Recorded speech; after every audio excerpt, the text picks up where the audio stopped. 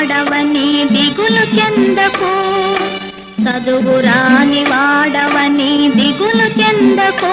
మనిషి మదిలోన మమత లేని చదువులెందుకు, చదువురాని వాడవని దిగులు చెందకు.